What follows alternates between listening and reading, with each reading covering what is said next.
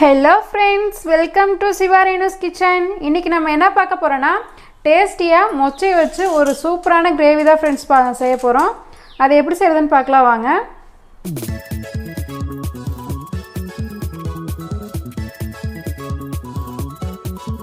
மொச்சை கிரேவி செய்யறதுக்கு ஒரு பேனை சூடு பண்ணிக்கங்க. சூடானதும் தேவையான அளவு எண்ணெய் ஊத்தி சேர்த்துக்கங்க. இப்போ எண்ணெய் சூடானதும் 1/4 ஸ்பூன் சீரகம், 1/4 ஸ்பூன் சோம்பு, ஒரு பட்டை, ஒரு கிராம்பு, 5-6 மிளகு அது சேர்த்துக்குங்க. சீரகம் சோம்பெல்லாம் பொரிஞ்சதும் ஒரு 2 மீடியம் சைஸ் பெரிய வெங்காயத்தை கட் பண்ணி வச்சுருக்கேன், அது சேர்த்துக்குங்க. இதுக்கு பதிலாக நீங்கள் சின்ன வெங்காயம் இருந்துச்சுன்னா அது கூட சேர்த்துக்குங்க.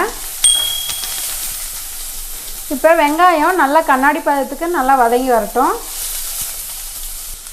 வெங்காயம் நல்லா வதங்கிட்டு இருக்க ஸ்டேஜில் ஒரு தக்காளி பழத்தை கட் பண்ணி வச்சுருக்கேன், அது சேர்த்துக்குங்க. தக்காளி வெங்காயம் நல்லா வதங்கட்டும். இப்போ தக்காளி வெங்காயம் நல்லா வதங்கிருச்சு. நான் 1/2 கப் அளவு துருவின தேங்காய் எடுத்திருக்கேன், அது சேர்த்துக்குங்க. சேர்த்துட்டு நல்லா மிக்ஸ் பண்ணி விட்டுக்குங்க. நல்லா மிக்ஸ் பண்ணியாச்சு. இப்போ குழம்பு மிளகாத்தூள் 1 ஸ்பூன் சேர்த்துக்குங்க. குழம்பு மிளகாத்தூள் இல்லைன்னா தனி மிளகாத்தூள் இருக்குல்ல, அது 1 ஸ்பூன் சேர்த்துக்குங்க. மிளகாத்தூள் சேர்க்கும் போது ஸ்டவ்வை ஆஃப் பண்ணிட்டு சேருங்க. இப்போ சேர்த்தாச்சு, எல்லாத்தையும் நல்லா மிக்ஸ் பண்ணிக்கோங்க. இப்போ இது சூடு ஆறுனதும் ஒரு மிக்ஸி ஜாரில் போட்டு தண்ணி ஊற்றி நல்லா ஃபைன் பேஸ்ட்டாக அரைச்சி எடுத்து கிரேவி வைக்க ஸ்டார்ட் பண்ணிடலாம். அதுக்கு தேவையான அளவு எண்ணெய் ஊற்றிக்கிங்க.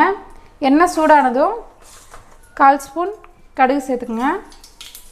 கடுகு நல்லா பொரிஞ்சதும் 1/4 ஸ்பூன் சோம்பு சேர்த்துக்குங்க. ஒரு பட்டை, ஒரு பிரிஞ்சி இலை சேர்த்துக்குங்க. 7-8 பல் பூண்டு சேர்த்துக்குங்க. அடுத்ததாக ஒரு மீடியம் சைஸ் பெரிய வெங்காயத்தை கட் பண்ணி வச்சுருக்கேன், அது சேர்த்துக்குங்க. நல்லா வதங்கினதுக்கப்புறமா கருவேப்பிலை சேர்த்துக்குங்க. என்கிட்ட இப்போ இல்லை, அதனால் சேர்க்கலாம். அடுத்தது மசாலா சேர்த்துக்குங்க. நம்ம முதையே வறுத்து அரைக்கும் போது 1 ஸ்பூன் மிளகாத்தூள் சேர்த்துருக்கோம். நீங்கள் உங்கள் காரத்துக்கு தகுந்த மாதிரி மிளகாத்தூள் சேர்த்துக்குங்க. நான் இப்போ வந்துட்டு 3/4 ஸ்பூன் மிளகாத்தூள் சேர்க்குறேன், அதாவது குழம்பு மிளகாத்தூள். உங்கள் வீட்டில் அரைச்ச மிளகாத்தூள் இல்லைன்னா தனியாத்தூள் 2 ஸ்பூன் சேர்த்துக்குங்க. வரமிளகாத்தூள் 1 ஸ்பூன் சேர்த்துக்குங்க, கரெக்டாக இருக்கும்.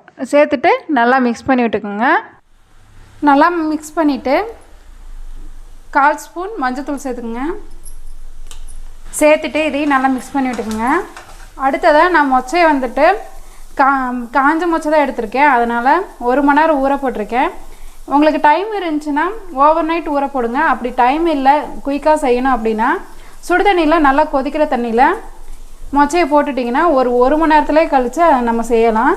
நல்லா ஊறி வந்திருக்கும். அதுக்கப்புறம் குக்கரில் போட்டு ஒரு 2 விசில் விட்டிங்கனாவே நல்லா மசிஞ்சு வந்துடும். நான் அப்படி தான் வேக வச்சு எடுத்திருக்கேன். அதை வந்துட்டு சேர்த்துக்குங்க.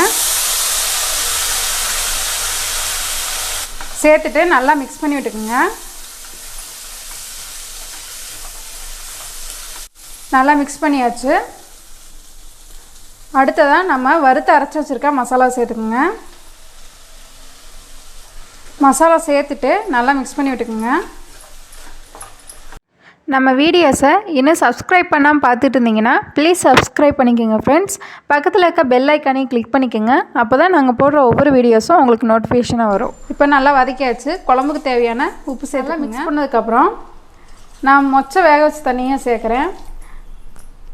அந்த தண்ணியை வேஸ்ட் பண்ணாமல் இதிலேயே சேர்த்துக்குங்க.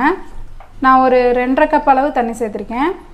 உங்களுக்கு குழம்பு எவ்வளோ திக்னஸ் வேணுமோ அதுக்கு தகுந்த மாதிரி தண்ணி சேர்த்துக்குங்க. இப்போ நல்லா போட்டு வச்சு ஒரு 10 நிமிஷம் நல்லா குக் பண்ணுங்கள். இப்போ பாருங்கள், குழம்பு நல்லா கொதிச்சிட்ருக்கு. இந்த ஸ்டேஜில் ஒரு சின்ன நெல்லிக்காய் சைஸ் புளி எடுத்து கரைச்சி வச்சுருக்கேன், அதை சேர்த்துக்குங்க. நீங்கள் தக்காளி வந்துட்டு அதிகமாக ஒரு 2 தக்காளி சேர்த்திங்கன்னா புளி சேர்க்க தேவையில்லை. அப்படி தக்காளி கம்மியாக சேர்த்திங்கன்னா புளி கண்டிப்பாக சேர்த்துங்க, அப்போ தான் டேஸ்ட் நல்லாயிருக்கும். இப்போ இது நல்லா கொதிக்கட்டும். இப்போ பாருங்கள் ஃப்ரெண்ட்ஸ், 10 நிமிஷத்துக்கு அப்புறம் 5 நிமிஷம் லோ ஃப்ளேமில் வச்சு குக் பண்ணியிருக்கேன். தண்ணியில் நல்லா சுண்டி பார்க்கவே சூப்பராக வந்திருக்கு கிரேவி. இன்னும் உங்களுக்கு திக்காக வேணும்னா இன்னும் கொஞ்சம் நேரம் கூட கொதிக்க விடுங்க, ரொம்ப டேஸ்ட்டாக வந்துடும். இப்போ வாங்க சர்வ் பண்ணி ஃப்ரெண்ட்ஸ், ரொம்ப டேஸ்டியான மொச்சை கிரேவி ரெடி ஆயிடுச்சு. நம்ம இதில் பட்டை, கிராம்பு, சோம்பெல்லாம் அரைச்சி போட்டிருக்கனால அப்படியே கறி குழம்போட ஸ்மெல்லு தாங்க, அவ்வளோ டேஸ்ட்டாக இருக்கும். நீங்கள் லெமன் ரைஸ் கூட புளி சாப்பாடு கூட எல்லாம் சைடிஷாக வச்சு சாப்பிட்டா ரொம்ப சூப்பராக இருக்கும். இது சூடான சாதத்து கூடலாம் வச்சு சாப்பிடும்போது ரொம்ப டேஸ்ட்டாக இருக்கும். நீங்களும் இதே போல் செஞ்சு பார்த்துட்டு எப்படி இருக்குன்னு கமெண்ட் பாக்ஸில் கமெண்ட் பண்ணுங்கள். நம்ம சேனலில் பிடிச்சிருந்துச்சின்னா மறக்காமல் லைக் பண்ணுங்கள், சப்ஸ்கிரைப் பண்ணிக்கோங்க. பக்கத்தில் இருக்க பெல் ஐக்கனையும் கிளிக் பண்ணிக்கோங்க ஃப்ரெண்ட்ஸ். அப்போ தான் நாங்கள் போடுற ஒவ்வொரு வீடியோஸும் உங்களுக்கு நோட்டிஃபிகேஷனாக வரும். தேங்க்ஸ் ஃபார் வாட்சிங். பை.